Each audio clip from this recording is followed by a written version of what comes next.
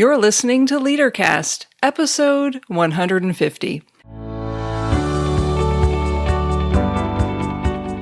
Welcome to LeaderCast, Transforming Missions podcast with Tim Bias and Sarah Thomas, providing you with insights and resources you need to lead a movement of Jesus followers.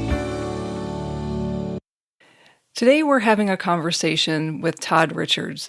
We talk about, as the title of this podcast says, the good, bad, ugly, and beautiful, specifically as they relate to the life of a leader who is trying to offer hope, who's trying to provide stability, who's trying to offer compassion, and who's trying to build trust.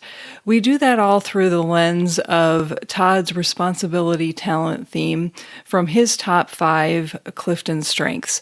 As a reminder, you can find show notes for this episode at transformingmission.org/podcast. Look for episode 150.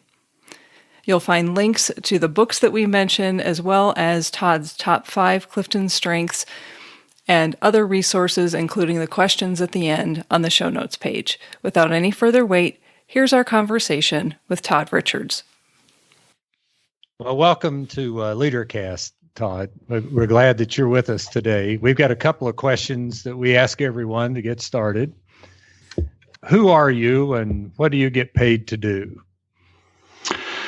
Well, it's a real joy to be with y'all. It's a real honor. My name's Todd Richards. I'm the associate pastor at Scioto Ridge United Methodist Church. I oversee discipleship and spiritual formations. That's our small groups, our what we call our kind of short-term life app classes.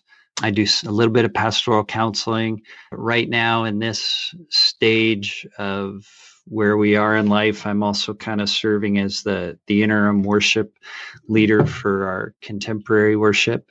And I also kind of oversee and give some guidance to missions here at the church. So maybe I should have asked, what is it that you're not doing, Todd? That's all of that. So you mentioned discipleship. So one of the basic questions we have is, what does being a disciple of Jesus mean to you? I rob and duplicate my answer directly from Dallas Willard. A disciple is someone who is with Jesus to learn from Jesus how to be like Jesus. If we believe that Jesus is the clearest, most focused picture of what God looks like, the character of God, the heart of God, then I want to be looking towards, learning from, and living as best I can the way Jesus lived and lives. The more I do that, the more as a disciple, the more I do that, the more I live more fully in God's kingdom that's present here and now. 1 Corinthians 13, now we see through this glass darkly, but the more that I live in love, the more that I do all these things with a heart of love, the more clearly I see that kingdom here and now. That's kind of what I think a disciple is, and what I hope we're doing to help folks live as disciples here at Scioto Ridge. So as a disciple, a follower of Jesus, you're uniquely created by God. You've been given certain skills and strengths, and we talk about those as Clifton strengths. It's right. So what are your top 5 Clifton strengths? My top 5 are responsibility, individualization, empathy, arranger, and connectedness. So just for the sake of our listeners, if we can focus in on your responsibility talent theme for a minute, and let me remind folks what that talent is all about. Gallup talks about the responsibility talent theme being this: people exceptionally talented in the responsibility theme take psychological ownership of what they say they will do. They are committed to stable values such as honesty and loyalty. It describes people who are exceptionally talented in keeping the promises to others, following through on what they say they will do by taking ownership of their commitments. Responsibility describes loyalty and dedication to tasks. It's an executing theme that drives people to complete projects and deliverables, especially when other people are counting on them. So that's a long way of saying you have a talent that leads you to lead people in some certain ways. And as you are leading, there are certain things that the people that you are leading are looking for. And Gallup talks about these as the 4 needs of followers. And those 4 needs are building trust, showing compassion, providing stability, and offering hope. And part of what I love about this is that because we all have different top 5 strengths, we do this in different ways. And so every leader is leading in unique ways. And that's what we'd like to have a conversation with you about today. So in this season of ministry, as you think about your leadership and specifically your responsibility talent theme, and I'll say what you hear me say on every one of these episodes, we're pulling out one of your talent themes for the sake of clarity and conversation, but they all work together to make you who you are. So with that little caveat said, here's my question for you about the first thing that people need from their leaders, and that's building trust. When have you been the moral conscience for others? I'm going to take that question, kind of answer it the way I think I hear it. I don't know if it's what you're looking for or not, but I think I build trust when I lead from a place of vulnerability and honesty. In anything I do, if I lead from those 2 places, I think more than anything that builds trust, not so much in not necessarily my qualifications or my experience, as much as being in the boat with the folks I'm attempting to lead, and leading from that place of vulnerability and openness. So here at Scioto Ridge, we often talk about taking the posture of the kingdom, which for us is this open hands with our palms up. And this is both so we'll invite folks to pray at meetings or in groups or in our gathered worship this way, because it's both a sign of surrendering all that I have and all that I am to God, as well as receiving all that God might have for us. And I think that as a leader, I build trust with folks the more I lead from that posture of open hands. Todd, another characteristic that we know that followers want from their leaders is compassion. Mm-hmm. How do you show care and compassion with folks around you when mistakes are made, or even your mistakes? Boy, about 9.5 years ago, I got introduced to affirmations as a way of reminding myself of my value and worth, reminding myself to see myself the way God sees me. And one of my favorite affirmations is that I'm kind, gentle, and loving to myself. And when I remember that for myself, it helps me to remember that for others. So it's not just that translates. The more I remind myself of my preciousness, of who I am, who God says I am, the more I'm able to communicate that and see that in others. And then probably one of the greatest pieces of wisdom my dad has ever given me. He didn't do this while I was in school for obvious reasons, but afterwards, after school, when I get married, have kids, I'm out on my own, I'd call my dad and say, I'd ask him for help on something. And he would always tell me, he said, there's no grade on this. And that is that's been the most freeing thing, both for myself and remembering for others. There's no grade on this. Paul talks about running the race. I used to always think of that as a marathon, but I much prefer to think of it as a series of 24-hour sprints, because it starts over again. I get a redo, and there's this. The demand of the gospel is to bear fruit. And what Wesley sure loved, show me the fruit. With that, there comes this just overwhelming amount of grace that there's no grade on this. And I think that for most everything I encounter, whether it's something that I mistake and do wrong myself, or someone around me does, there's not a grade on that. So if and when you're looking for another devotional resource, Margaret Feinberg just released a book called More Power to You, and it's 52 affirmations from Scripture. Oh, cool. And it is a wonderful, wonderful resource that I've only gotten through 2 or 3 of them, but what she does is she pulls things from Scripture, and for her, she wrote this during a time in her life that she was struggling and needed to remember exactly what you just named, who she was as a child of God.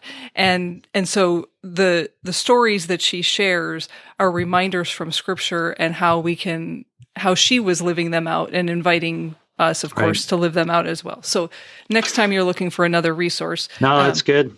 I know you all are only mild Brene Brown fans. Everybody's doing the best. Everybody's doing the best they know how to do. Yeah. Is huge. And then Miroslav Volf's Exclusion and Embrace, just a seminal book on remembering to see, again, myself and others as humans. Try not to remove anybody's humanity, which is really hard to do all the time, because there are certain people in the public sphere that I would like to do that with, and I can't do that. I have to keep myself in check with that. But what that does is help me to see, again, myself and others as the people we were created as, which is precious and valuable children of God. So what I'm hearing you say, Todd, is that showing compassion for others, for you, begins with being compassionate with yourself. And when you're compassionate with yourself, then that extends to others. Yes, and that's the hardest thing in the world to do, because I'm my worst critic all the time. And so sometimes I do it through gritted teeth. With several expletives thrown in there. But even when I do that, I'm like, all right. So the third thing that folks look for in leaders is to provide stability.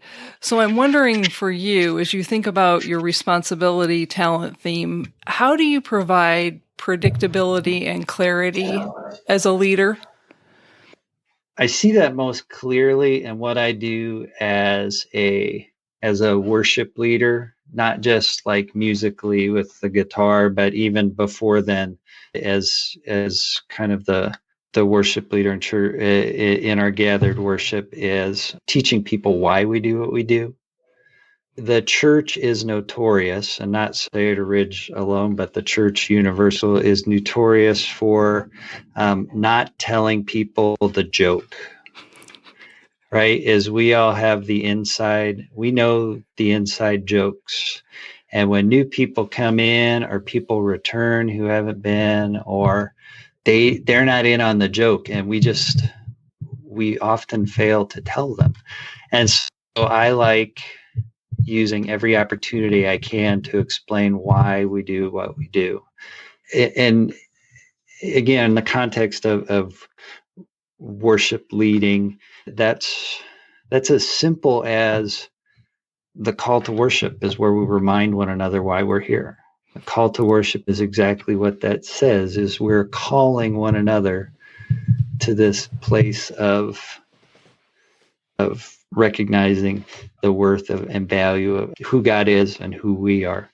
And I try to do that in my discipleship work as well, as always just trying to let people in, peek behind the curtain, say this is why, this is how it connects. Because I'm also a ranger and connector, which I like seeing and understanding how things connect. So one of the ways I help provide that stability, I think, is here's why this matters.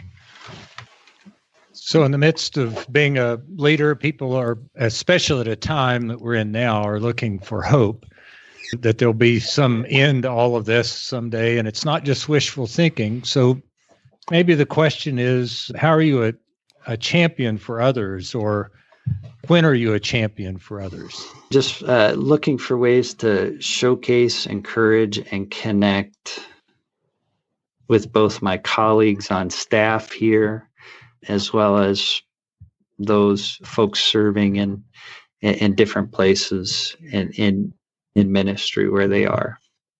Those just words of encouragement and recognition, not for the sake of like puffing people up, but recognition and just a word of thanks and gratitude to people.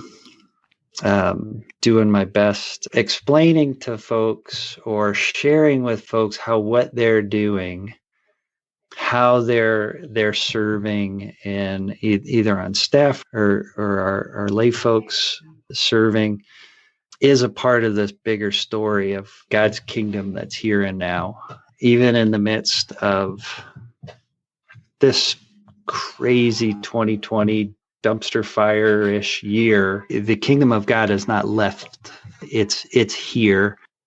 And I want to help point that out to folks in the good, bad, ugly, and beautiful of their everyday life, inside and outside of the church. That's where hope comes in.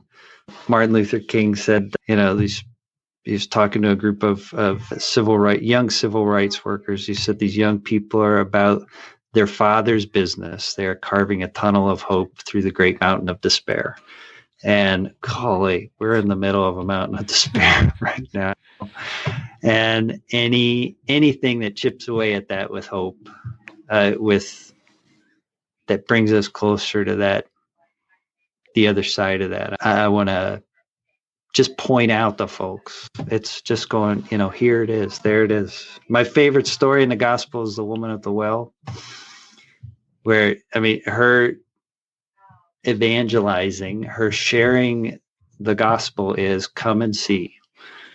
Our missions garden just plowed under the garden this year, where they grew more vegetables this year than we ever have in the past. They're going to feed folks who don't have access to fresh vegetables. And is one night they're all out there. They're afraid it's going to freeze the next morning, so they're all out there in the dark with their cell phones picking vegetables before it gets too cold. And I'm like, golly, that's a picture that just makes me weep for joy, because that's what the kingdom looks like. And I just want to point that out to folks. Say, hey, this is not just freezing and wasting your battery and getting all dirty. This is making straight the path, leveling out the mountains. There's hope here. The kingdom is here. I don't know that I do that well, but that's what I want to do. You just illustrated it well. It's a wonderful illustration. And from my perspective, from the four things that we need that followers need from leaders, you exemplify all of those. It's integrated into your life. That's who you are. And you started out by just saying you had to be kind and to yourself so others would know that they could even trust you. I think that's pretty cool. So thank you. Thanks for sharing that. Thank you. That means a lot.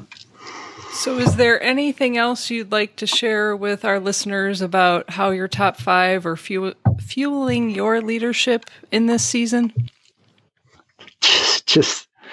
You read the definition of responsibility, and I thought you were talking about someone else. I think the only thing is, exactly what you said before we started all this, is this is like a time like no other in our life that drains the life out of you. You can't turn on the TV or walk outside or look at your phone without seeing something that just, is this ever going to end? Sometimes just waking up and getting out of bed in the mornings is a big deal. And at the end of the day, I don't want to steal Julie's story, but she often gets the end of the day and she goes, I did it. I made it through another day. And she says it with such excitement sometimes. This is one of those moments that's just like, oh gosh, I made it another day.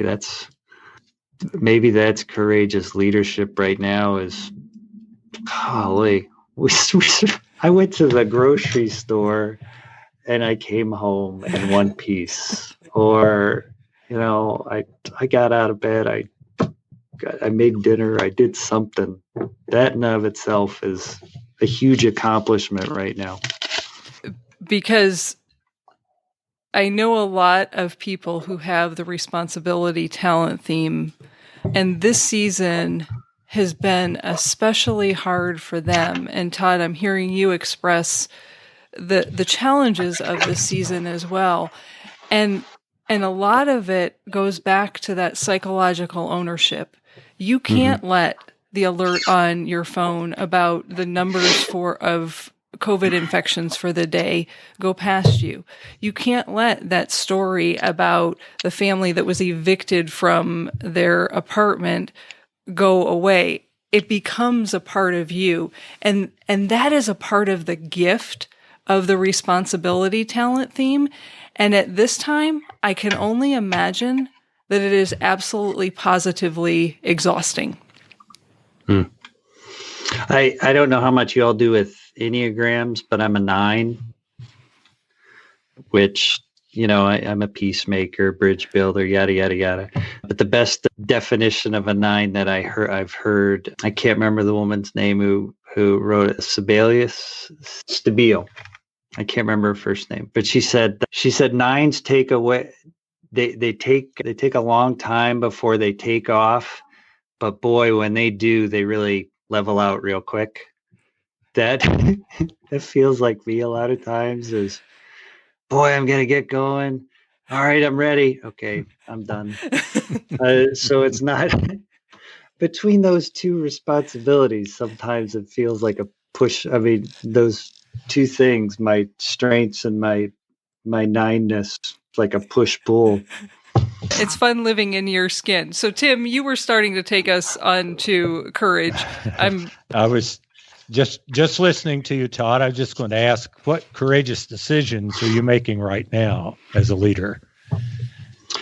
I love leading worship. I get to play my guitar every week with incredible musicians and vocalists that just, it's like that is the coolest thing in the world. And for as much as I love doing it, I do not want to do that forever. That's not my, ultimately, I think what I'm supposed to be doing where God is. And so, or where God is leading me. What I'm trying to do is lay a foundation of, I'm a nerd when it comes to the why of what we do. So really looking at developing and honing our theology of worship and our gathered worship. What does it mean when we gather together?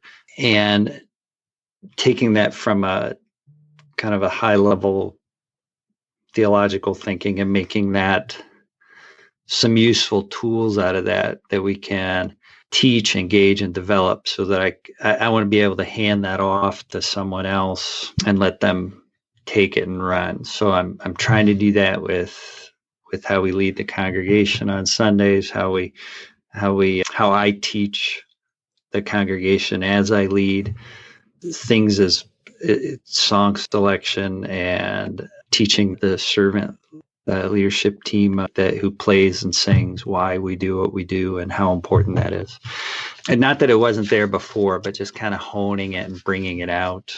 I'm doing that, working on, we do a daily email to folks. That's kind of a just a devotional based on the previous Sunday. And I'd taken a break from that for about a year, and we've started that back up again, and that's been a meaningful connection for folks as a daily realigning with the kingdom. Those are some of the things early on. Yeah, we had an ongoing kind of call, just inviting the congregation, giving them opportunity to call and connect with one another in the midst of things when we first started off, and there was so much uncertainty and we were all locked away. And that was really meaningful for the folks who participated both in the calling end and the receiving. So, what are you celebrating that God is doing in your life or in your leadership in the past, let's just say 3 months? Surviving I would have celebrated. Yay! A friend in recovery would say, hey, how you doing? And he goes, any day above ground is a good day. And sometimes that's it. Like I said, in the midst of it, that's a good thing. Julie and I are I'm Julie's husband, and we're just in this really interesting season of life right now where our two oldest have moved out. The two boys are out of the house. The girls are home, but my oldest daughter's 20, my youngest daughter's 16, and she's a junior, and she is like hyper responsible with everything. And I never worry about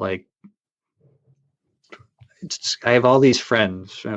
Jason Wellman's got kids who are younger, and several staff here have kids who are younger, and they're just balancing this crazy life of being teacher and professional and father and husband and wife and mother. And it's like, I haven't had to do that and so Julie and I are like we're dating again, which is weird. What do you want to do for dinner? Nobody else is home. Well, I don't know. Let's go out, or let's run. It's Saturday. We don't have to go anywhere. Let's go run errands together. That's kind of fun.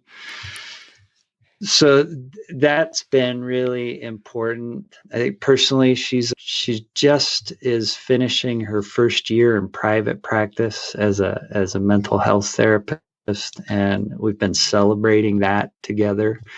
That's been really neat. I think in leadership, just celebrating some of the ways we've transitioned as our old worship director went on to some new things, and I was able to step in, and that's I think we transitioned that well. With all of your strengths and talent, what we call talent themes, what are those themes do you combine with responsibility to make those courageous decisions and navigate challenges? The analogy of when you get on the plane, the airline attendant does the whole, in the event of cabin pressure, the masks fall down, be sure to put yours on first before you help others. I think slogging through my own spiritual disciplines and rhythms and practices, slogging's not the right word, but some days it is. I mean, some days it's really hard. So I've got I see this wonderful chiropractor over in Old Worthington, and she's like, you slouch, you're tall, sit up, right? Because you gotta, she's, lead with your heart is what she said. So she gave me this. I want you to put this app on your phone. It's a bell that rings. And whenever it rings, I want you to sit up straight. And it's like this Zen Buddhist bong. And it chimes every 15 minutes. And in addition to trying to sit up straight whenever it chimes, I usually take a couple deep breaths, and I have some breath prayers that just words of gratitude or thanks, just real quick. And it goes off 15 minutes again. And it's just a reminder to stop and breathe and pray. I try and do a daily Lectio Divina. And then I've got two of the men's class meetings I meet with every week, where we share with one another, where have you seen God in the good, bad, ugly, and beautiful, trying to refocus our attention. So that's, as I work on myself and grow in my own relationship with God and grow as a disciple, that I'm taking Disciple for the first time ever, which is awful on Zoom. I love the people I do it with. The guy who teaches is phenomenal, but Zoom is awful. But that's a wonderful, again, a way to reground, to learn from others. And if I put that on first, that's the best way I'm going to help others do the same thing. So part of what I'm hearing you draw out, thinking back about your top 5: responsibility, individualization, empathy, arranger, and connectedness. I'm hearing a big part of your empathy talent theme, that feeling what others feel, as well as seeing the intricate connections between everything in the world, and how, how your behaviors and your responses are connected to how someone else is going to receive something in worship, how you participating in studying the Word through Disciple Bible Study then helps others to see the need to study the Word and why you would want to do that. And even in the midst of the times that the spiritual disciplines are a slugging through, you continue to model that so that other people see resilience in and through you, and they can be resilient in their life of faith and growing to be who God created them to be. Now, I probably just put words in your mouth, but I'm really saying back to you what I heard you saying through the lens of your strengths. I think, yes, I think one of my major roles as pastor is to live in a glass house and say, here it is, the good, bad, ugly, beautiful, and different, right? I mean, Paul said this, follow me as I follow Christ. There's a lot of good, bad, ugly, and beautiful in that. But you get to see the realness and the work that God does, I think, in that. I instead of here's my pastor face to the congregation, it's like, here it is, it's beautiful, rapulent wonder and awfulness. Here it is. That's what I hope, anyways. So I think we have one more question before we get to the rapid fire question. What characteristics of other leaders make a good partner in leadership for you? I have the privilege of working with the Reverend Dr. Jason Wellman, who is incredibly generous and shares. I never get the impression that in that second chair that I'm anything less than. From day one, he's been a partner. He's welcomed me as a partner in ministry. So that generosity, and that's not just, that's the pulpit, it's planning, it's leadership, but it's also just he's a great encourager And I see that trickle down into or trickle over the rest of the team as well. We've got folks here who on staff and lay leadership who he models that for us all.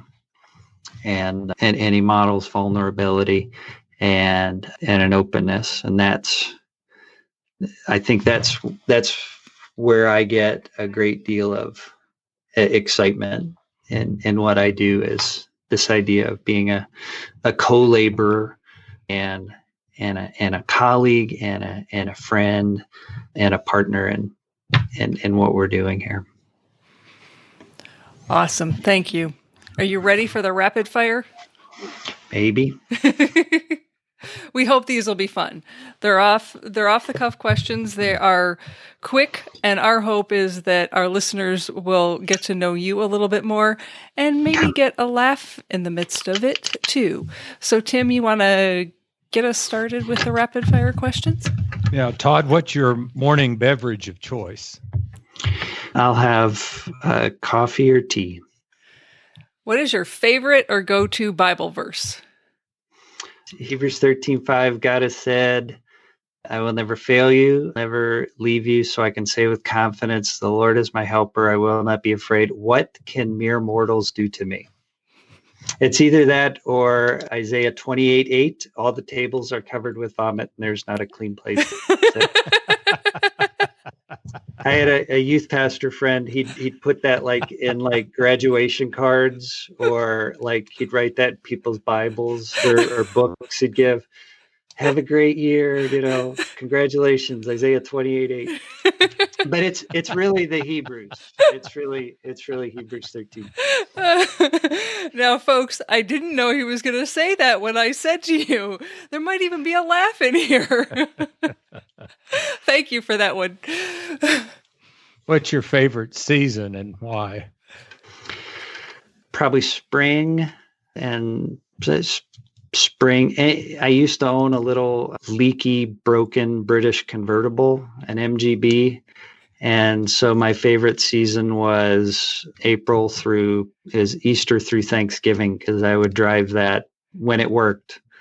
Rain, shine. I need a convertible for my mental and emotional health, is what I keep telling Julie.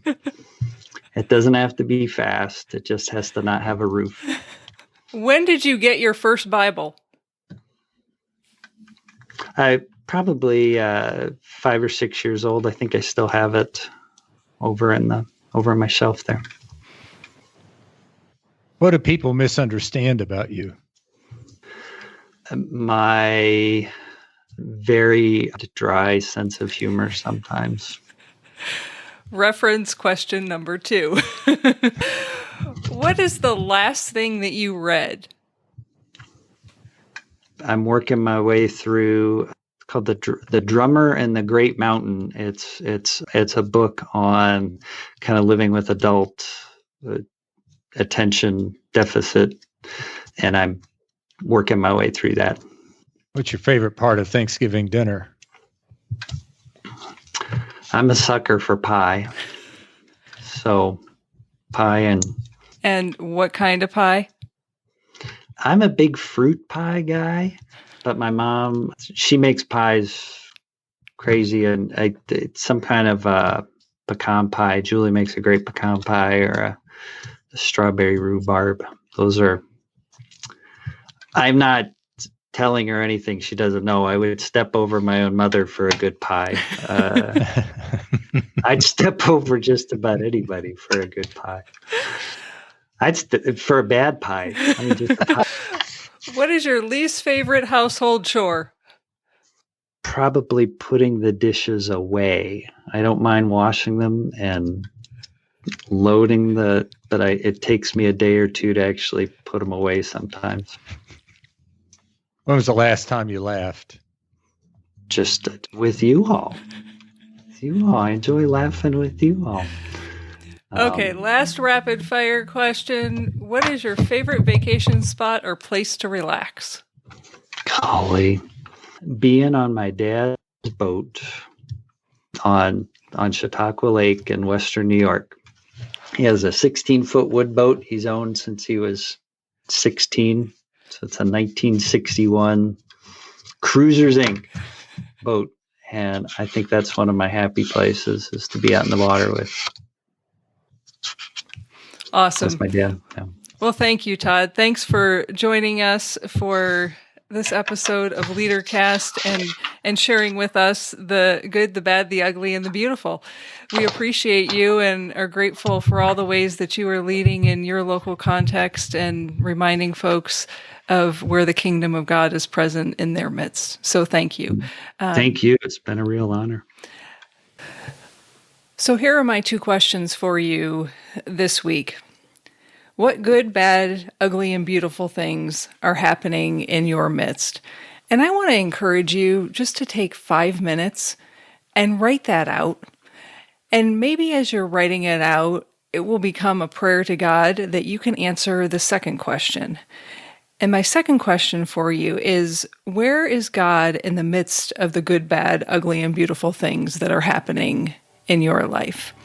As a reminder, you can find these questions along with show notes and any of the books that were mentioned, as well as references for Todd's top 5 Clifton strengths on the podcast page at transformingmission.org/podcast. To go directly to this episode, type in transformingmission.org/150.